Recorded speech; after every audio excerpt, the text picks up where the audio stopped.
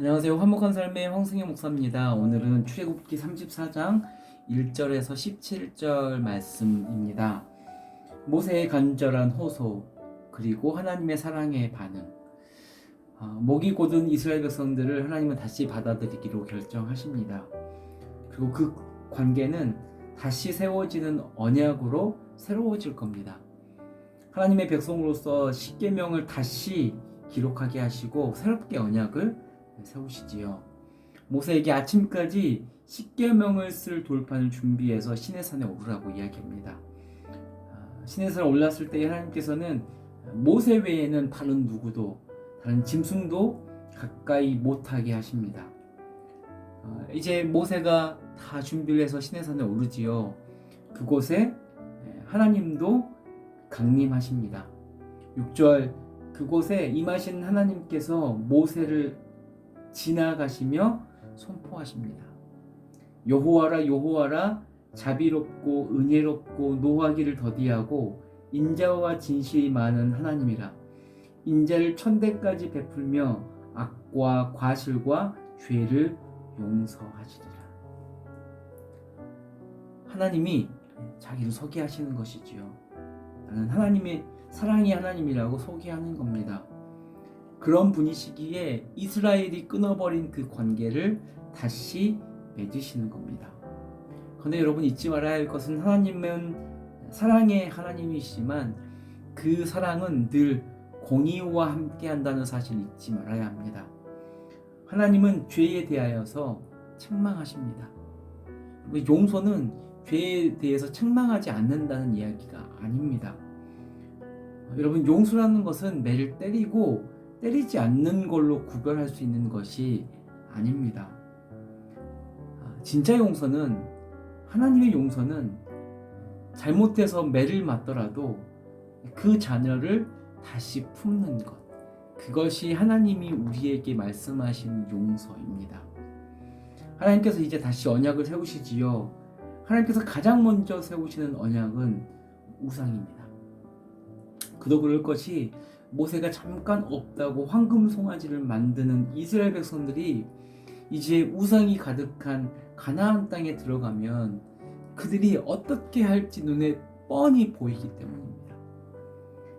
아무것도 없는 그 광야에서도 황금 송아지를 만들어냈는데 우상이 가득한 그 가나안 땅에서는 그들이 어떻겠습니까? 정신이 쏙 나갈 겁니다. 특히나 가나안 땅의 우상들은 굉장히 자극적이죠. 음란해서 이스라엘 백성들이 정신을 차리지 못할 겁니다.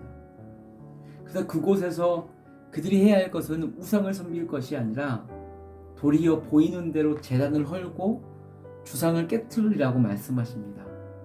또한 음란한 우상을 섬기는 그 땅의 여자들을 아내로 받아들이지 말라고 합니다. 그 아내들을 받아들였을 때에 그들의 자녀들까지도 그 음란한 우상을 섬겨야 하기 때문입니다. 여러분, 음란한 이 땅을 살아가면서 우리가 도리어 해야 할 것은 무엇일까요? 여러분들을 하나님의 사랑에서 벗어나서 영적인 외도를 하게 만드는 것은 무엇입니까? 하나님의 사랑과 멀어지게 하는 것들은 무엇입니까? 그것들은 사랑해야 할 것들이 아니라 도리어 헐고 깨트려야 할 것들임을 기억하십시오. 여러분, 이스라엘이 구별되는 이유는 하나님이 동행하시기 때문입니다. 오직 하나님만 동행하시기 때문입니다.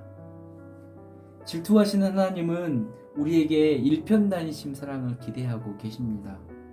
여러분, 일편단심이란 말이 요즘 굉장히 촌스러워진 말이지만 하나님은 우리가 촌스럽다고 하시는 그 사랑을 하고 계십니다. 하나님이 우리를 향하여서 그 사랑을 하고 계시기에 우리도 그 사랑으로 주님께 나아가야 합니다. 하나님이 또 우리에게 그 사랑을 요구하십니다.